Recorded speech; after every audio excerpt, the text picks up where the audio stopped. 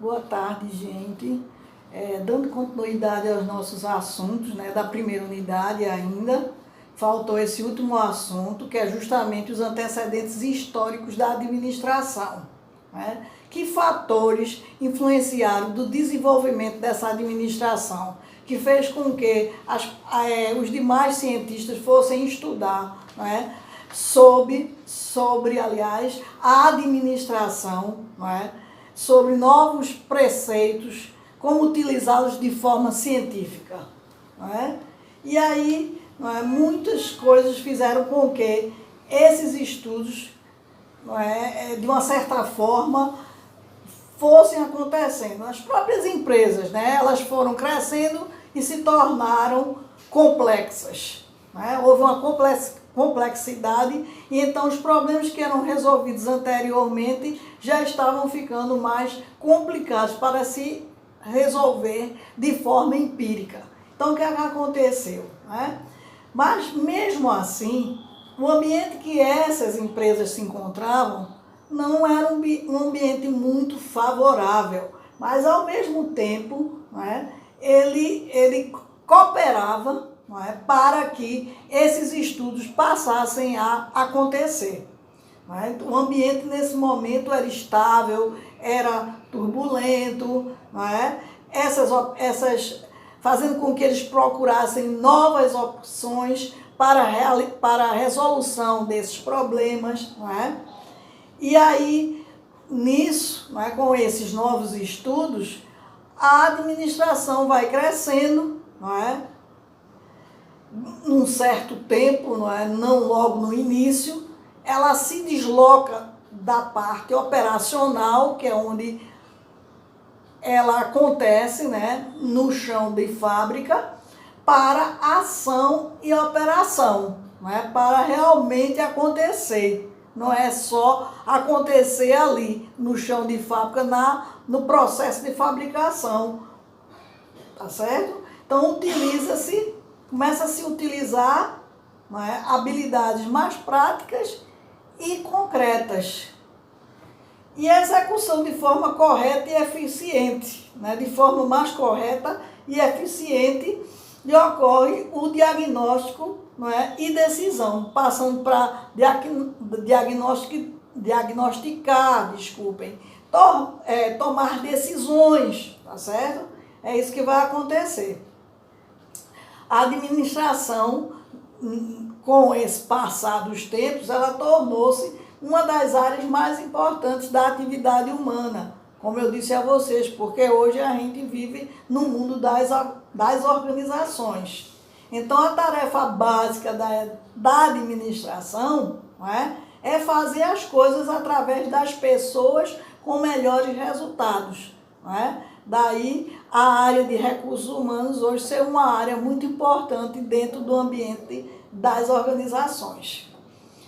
E essa administração hoje, como a gente já falou também, quando eu falei o assunto anterior, ela está presente nas diversas organizações, sejam elas públicas ou sejam elas privadas, né, que precisam ser administradas, para que possam ser eficientemente, não é, possam ser administradas, eu quero dizer, de forma eficiente e de forma eficaz, e garantindo assim a sua efetividade, certo?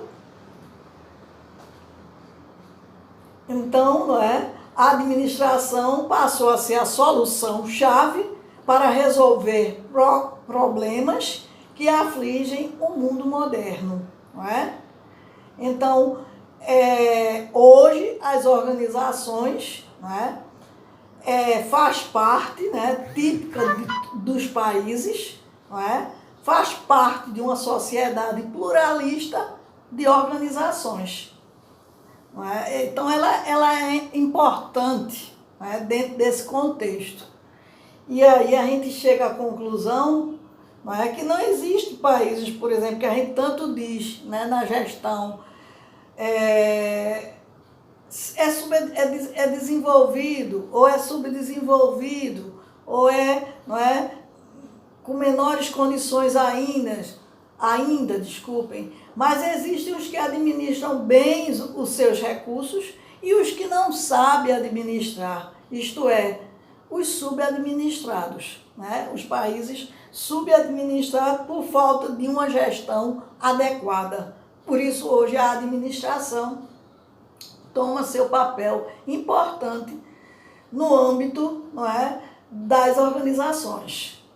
Então, com o crescimento dessas organizações, né, surgiram essas organizações, como eu já disse, mais complexas, com problemas e dificuldades.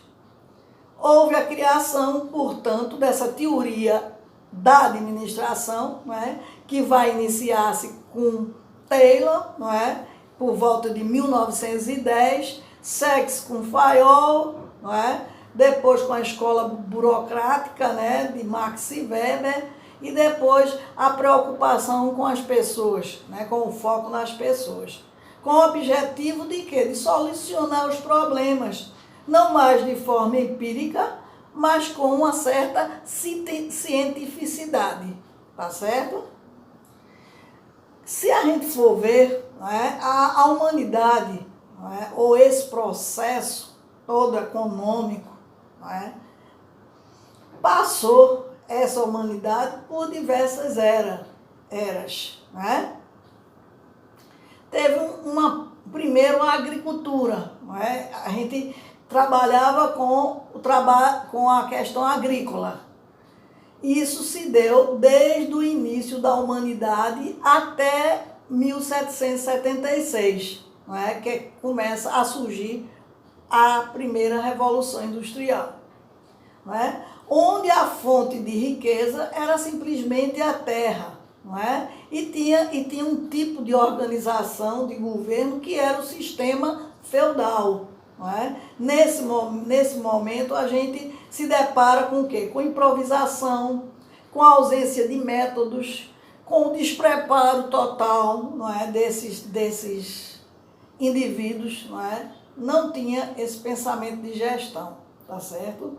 Mas se nós formos ver, né, nós vamos observar a seguinte questão, não é? que essas primeiras fabriquetas, não é? Surgem de fundo de quintal nos finais da Idade Média, tá certo? Era uma época assim de muita dificuldade, as pessoas, os servos, que eram a classe menos privilegiada daquela época, não existiam escravos, eram servos, né, no sistema feudal. E aí o que acontecia? Esses servos, eles precisavam ganhar mais, né? Quando eles ganhavam mais, eles tinham a oportunidade, né, de pagar melhor esses impostos que eram muito altos naquela época. Então, quem mais pagava impostos eram os servos, não é? E os pequenos burgueses, tá certo? E aí eles desencadearam para o artesanato como forma alternativa da agricultura, não é? Só que eles têm início, não é, em 1776 até 1860, quando vem a primeira Revolução Industrial, que tem a fonte de riqueza não mais a terra, mas o trabalho, tá certo? E o tipo de organização era propriedade, a propriedade rural, não é? E aí aparecem alguns conceitos que a gente vai mais tarde observar na própria administração, que é a divisão do trabalho, a especialização, o método de trabalho, o pagamento por tarefa, o confinamento, a mecanização, o transporte e as comunicações já surgem aí, tá certo? E não é, outro momento que a humanidade passa é pelo processo, depois do artesanato, da industrialização, que tem início a partir de 1860, não é? Com o final da primeira Revolução Industrial, até a meados do século XX, com a segunda Revolução Industrial. Não é? E então a fonte de riqueza agora não é terra, não é trabalho e é capital, tá certo? E o tipo de organização é a organização burocrática, não é? Onde vocês vão ver toda uma organização diferenciada que vai ser refletida no primeiro estudo da Escola da Administração, que é a Escola Científica de Taylor, tá certo? Já começa a aparecer aí. E aí eles trabalham de novo com a questão da divisão de trabalho, a separação, gerência, propriedade, separação entre pensar e fazer, a unidade de comando, não é, que vem da administração militar, a hierarquia, não é, que também é inspirada na Igreja Católica, a comunicação formal, não é, a rotina e a estabilidade. Não é? Então, hoje a gente pula depois do processo de industrialização, onde hoje que nós vivemos é o processo de informação, que começa a acontecer no final do século XX, início do século XXI, onde a fonte de riqueza é o conhecimento, o tipo de organização são as redes humanas virtuais e os princípios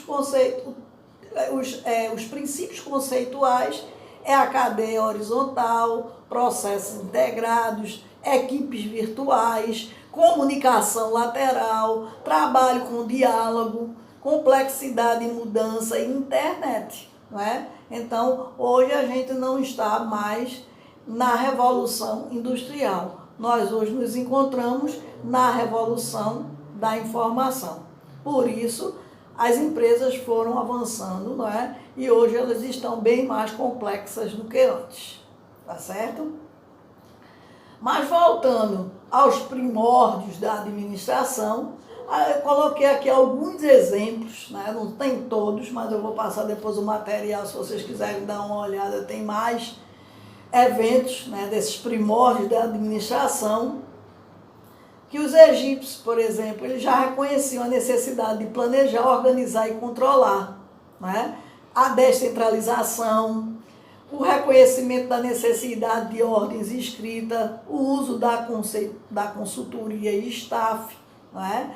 Os egípcios, a gente tem um exemplo mesmo na construção dos pirâmides, né? Que eles tinham justamente a questão da divisão do trabalho também nos egípcios. Né? Começa a aparecer cortava madeira, né? A madeira que ia levar aquelas pedras, eles iam enrolando os troncos de madeira, levando até o ápice e colocando as pedras e formar as pirâmides, né? E construindo as pirâmides. Cada um fazia uma parte ali, né?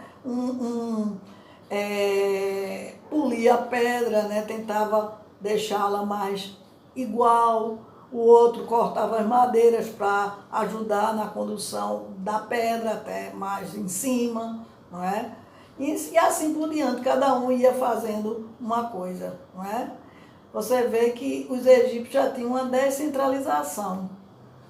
Veja bem, que ele tinha inclusive tipo não é uma república, né? Era como se um reinado, não é? Que refletia muito uma organização parlamentarista, porque ele tinha o governador, não é? E ele tinha justamente o faraó, não é? Que era o principal de todos, que era como um chefe geral, respeitado, não é? Era como se fosse isso, uma monarquia, né, parlamentarista, porque veja que ele tem como se fosse um chefe de governo e um chefe de Estado, tá certo? É isso que eu fiquei observando. Outra coisa que nessa mesma época, início, que a gente pode citar aqui como exemplo, é o Código de Hammurabi, da Babilônia, onde ele aparece já com um controle escrito e testemunhal, estabelecimento de salário mínimo, reconhecimento do que a responsabilidade não pode ser transferida, não é? Que é justamente a unidade de comando. Não é? Para os hebreus, eles já tinham um conceito de organização, o princípio escalar, o princípio da exceção, tá certo? Que esse princípio da exceção mais tarde vai ser utilizado por Taylor, né? Taylor, nos seus primeiros estudos, o primeiro da exceção. Eles dão, por exemplo, eles julgam entre um parâmetro e outro. Não é? Os que não tiverem dentro de um parâmetro e outro parâmetro, então ele está na exceção. Então é essa exceção que ele vai estudar. Não é? No caso, por exemplo, de Taylor, eles faziam como? Eles estudavam aqueles casos que aconteciam com o operário, estava fora do habitual. Então, era uma exceção. Eles estudavam essas exceções para poder compreender melhor o contexto, não é? Operacional. Na Babilônia também, não é? Houve na época de Nabucodonosor, ele tinha controle de produção, incentivos salariais, né? Ele já criou isso na Grécia, com Sócrates, universalidade da administração, preocupação já com RH, com movimentos, né? Arranjo físico, não é? Manuseio de materiais, tudo isso a Grécia já fazia, que hoje o manuseio de materiais nada é mais do que a logística da gente hoje nas empresas, não é? O arranjo físico, o layout, né, que é importante para o desenrolar das atividades, das tarefas, e assim vai, certo? E aí a gente tem um exemplo aí, né, do que eu falei antes, nos Hebreus, né, o princípio de organização, né, o princípio escalar, a gente tem com a própria Bíblia, que demonstra nos seus escritos uma boa exemplificação de organização, consultoria e delegação de competência, onde a gente tem o líder Moisés, o conselho de organização com Jetro, o gerente de staff Salomão aloca o trabalho de José, o planejamento de proteção com Josué, as relações tribais com Benjamim, não é? E aí o líder direto de Moisés é os assistentes de Arão, não é? E aí Arão divide dirigente de 1.000, dirigente de 1.000, dirigente de 1.000, dirigente de 100, dirigente de 100, dirigente de 100, e assim vai, porque Moisés estava super atarefado, não conseguia durante todo o processo que ele estava atravessando o deserto, né, até chegar à terra prometida, ele precisou conduzir todo esse povo, precisou dar uma assistência a esse povo, e ele às vezes atendia não sei quantas pessoas, e já estava ficando muito cansado, sem dar muito vencimento. Foi quando Jetro deu esse conselho a Moisés, e aí ele criou toda essa organização. Então, na evolução da administração, a gente pode fazer 2 parâmetros. Entre a administração tradicional e a administração moderna. A administração tradicional, ela está em busca da eficiência, enquanto a administração moderna busca a eficiência e a efetividade, tá certo? Eficácia, desculpe, e a efetividade. Veja, na administração tradicional, a ênfase se encontra nos meios, não é? Hoje, na administração moderna, ênfase nos fins. Não é? A gente está objetivando alcance, não é, desses planejamentos que foi traçado, se realmente aconteceu. Aí é que se dá a eficácia, não é? E por fim a efetividade. A economia de produção interior, hoje a gente vive uma economia de mercado e globalizada, não é? Antes eles pensavam dentro de um sistema fechado. Hoje, nós pensamos dentro de um sistema aberto, onde a empresa se relaciona com o meio ambiente, com o mercado. Né? Antes a gente tinha o quê? Estruturas rígidas. Hoje a gente tem as estruturas flexíveis. A flexibilidade hoje é a característica das empresas modernas. Elas são flexíveis porque elas se adaptam às novas possibilidades, não é? As novas, digamos assim, as novas situações que ela está, não é, sujeita a. Agora mesmo a gente está passando uma situação desse coronavírus que afetou tanto a economia e vai afetar as empresas, não é? Vai afetar o comércio e ela vai ter que o quê? Se flexibilizar, que foi que os comerciantes já fizeram. Estão utilizando o canal da internet para fazer suas vendas, já que não pode mais ter, por enquanto, o corpo a corpo, né, das lojas. E aí eles já tinham um pouco das lojas virtuais, né, e agora eles estão flexibilizando nesse momento para essas lojas virtuais. Né? Então, são as estruturas rígidas que passam a ser agora flexíveis para atender as diversificações, não é? As diversas situações, vamos dizer assim, que o mercado oferece. Especialização, não é? Hoje a gente tem as equipes multidisciplinares, né, dentro da empresa. Antes a gente tinha só especializado em uma determinada área específica. Hoje eles, não é, os administradores entendem de vários elementos dentro da empresa, né, não pode só entender de uma única coisa. Não é? Hoje a tradicional busca a execução, hoje a gente procura ver as decisões, tomar decisões. Antes se perguntava como tomá-las, hoje o que fazer, né? Antes era bem obsessivo, como Taylor, vamos ver se o funcionário, quanto ele pode construir uma determinada peça, em quanto tempo, né? Hoje não, a gente busca um objetivo, né, que já foi traçado anteriormente, tá bom? Então, a moderna administração, para a formação do seu conteúdo básico, não é?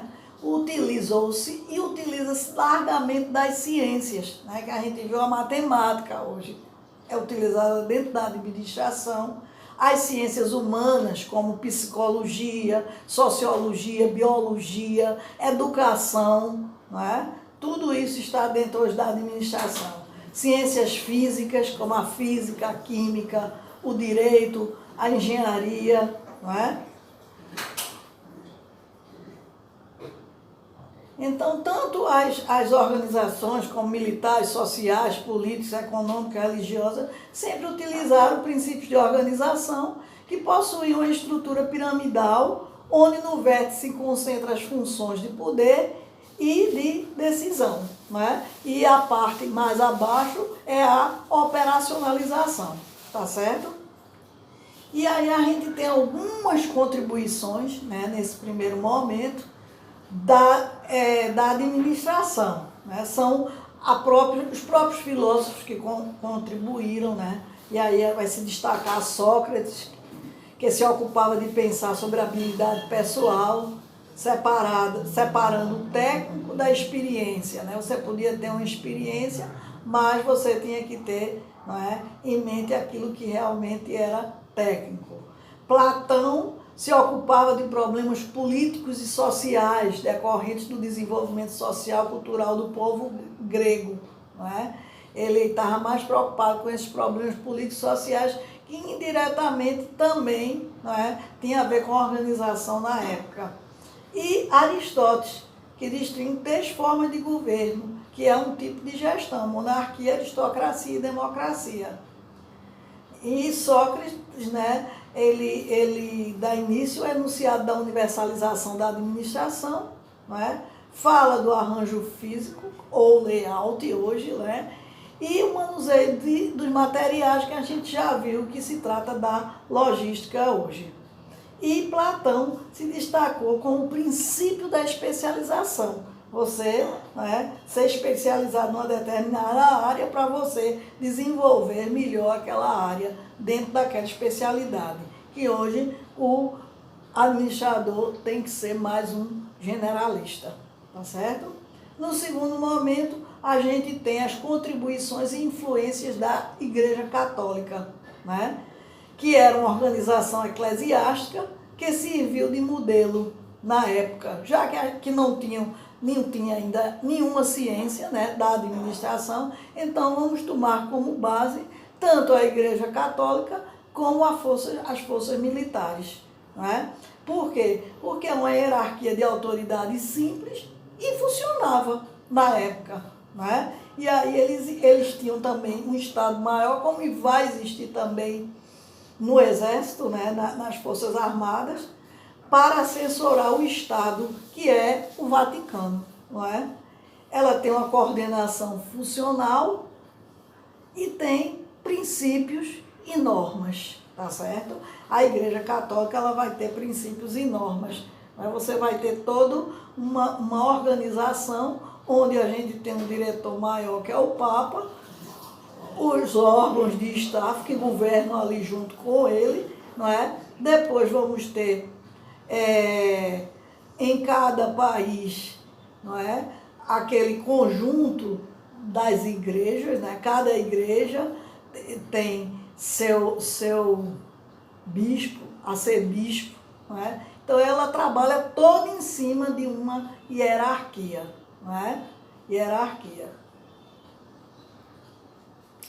E a organização militar, que são os princípios da unidade de comando, não é? Então, um soldado só responde àquele, só àquele. Existe também uma escala hierárquica, não é? Existe uma centralização de comando, não é? Tem um comandante maior, não é? Enquanto ela descentraliza a execução, não é? Então não é esse comando que vai executar. Um comanda e outro executa, não é?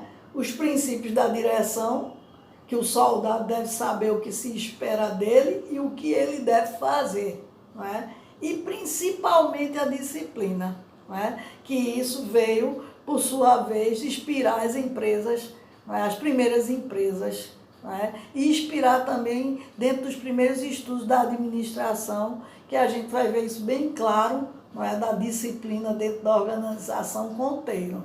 Não é? Depois eu quero que vocês assistam aquele filme Tempos Modernos, não é? E que eu vou dar um questionário para finalizar essa primeira unidade da gente, e que vocês vão ver bem claro isso, né? Ele faz uma crítica às empresas, né? No que tange a uma série de fatores, não é? Da exploração de mão de obra. Uma coisa assim para você rir, né? É engraçado, mas na verdade aquilo acontecia, né? Não naquela proporção, mas acontecia. Inclusive a criação de uma situação, não é? Por exemplo, das comunidades hoje que a gente vê esse estilo vem acontecer desde a época das grandes, da montagem dessas estruturas, indústrias, né? Dessas indústrias, eu quero dizer. E aí a população tentava ficar perto, né? Porque queria trabalhar na indústria. E aí eles ficavam perto, como eles não tinham como morar, né? E aí começavam morando em favelas, tá certo? Foi aí que surgiram as favelas, também vai estar dentro desse âmbito, né? Desse tipo de vida, dessa sociedade mal estruturada em função da própria organização, né, empresarial, tá certo? Eu vou ficando hoje por aqui, não vou me estender mais. Na próxima aula nós vamos ver a continuação dos antecedentes históricos, né? Tendo como base a Revolução Industrial, a primeira Revolução Industrial, a segunda Revolução Industrial, não é? E vamos dar prosseguimento a essa parte aí. E aí eu estou mandando para vocês, tanto como eu disse no e-mail, não é? Tanto o material, se vocês quiserem dar uma lida no capítulo do livro, como mais um estudo de caso para compor nota dessa primeira unidade, tá certo? Que vocês vão ler e vão responder o questionário, tá certo? Que está montado em cima do estudo de caso. Até a próxima.